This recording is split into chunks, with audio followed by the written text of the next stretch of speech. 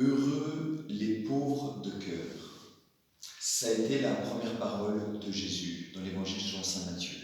Heureux les pauvres de cœur. Il me semble que cette parabole qu'il raconte vers la fin de sa vie, il est tout proche de Jérusalem, eh bien, veut nous montrer la vérité de cette béatitude, non pas simplement au niveau matériel, mais au niveau spirituel.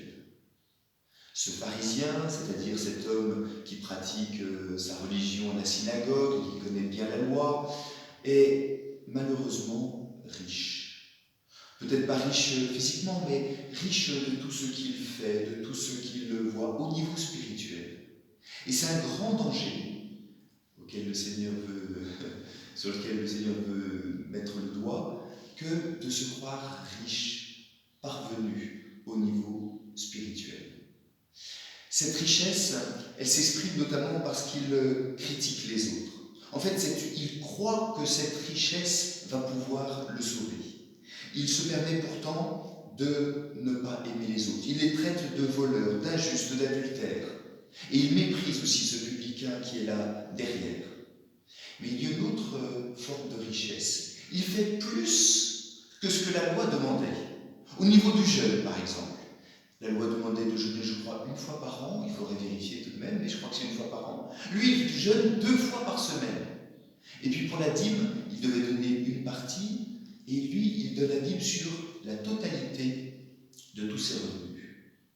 Il y a une manière d'en faire plus. Il y a une manière d'en faire trop, y compris au niveau spirituel, qui empêche de se reconnaître dépendant du Seigneur. En fait, dans ce pharisien, je me reconnais, et peut-être nous pouvons tous nous reconnaître à chaque fois que l'on veut être notre propre loi, fixer nous-mêmes les règles de ce qui est vrai, de ce qui est bon, de ce qui est juste, et finalement se passer et de Dieu et de la loi de Dieu. Parfois, le Seigneur nous invite simplement à l'humilité, à la simplicité. Qu'est-ce qui lui manque finalement? Une donnée très importante. Toute cette richesse l'empêche d'avoir quelque chose de très important, à savoir le désir. Le désir de Dieu, le désir de la rencontre avec les autres. Le fait que le Seigneur nous a mis les uns à côté des autres pour que nous nous rencontrions. En fait, l'air de rien, c'est lui qui s'est fait le Dieu de sa propre religion. Et donc il peut comme se passer de Dieu. Pourquoi est-il venu au temple? Pour se glorifier? Saint Augustin dit, dans ce pharisien, nous voyons non pas une âme qui adore, mais une âme qui se loue elle-même. Et c'est vrai que pourquoi venons-nous rencontrer le Seigneur? Avons-nous besoin de lui? Venons-nous nous mettre à ses pieds? C'est cela que nous voyons chez le publicain. Et c'est cela, évidemment, que le Seigneur nous invite à vivre pendant ce temps de carême. Avoir un désir de Dieu. Reconnaître que nous avons besoin de lui. Reconnaître que nous sommes devant lui comme des pécheurs qui avons besoin de son pardon.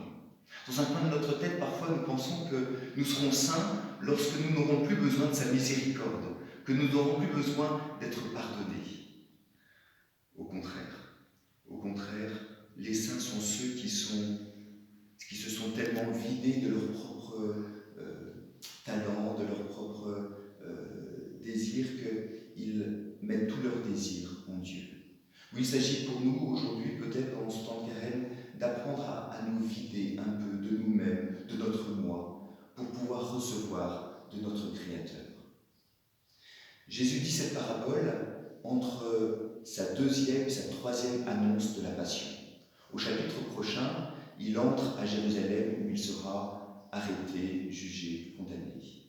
Et finalement, il va vivre sa kénose. En grec, c'est un mot qui signifie il va se vider, non pas de sa divinité, mais il va se vider de tout ce qui faisait dans l'humanité les hauteurs. Il va se débarrasser, il va être dépouillé de ses vêtements, mais plus encore de tout ce qui pouvait représenter des sécurités pour recevoir tout de Dieu. De même qu'on entre nu dans ce monde, Jésus nous montre que l'on entre nu dans le royaume de Dieu. Demandons cette grâce-là, d'être vraiment des pauvres spirituels devant Dieu.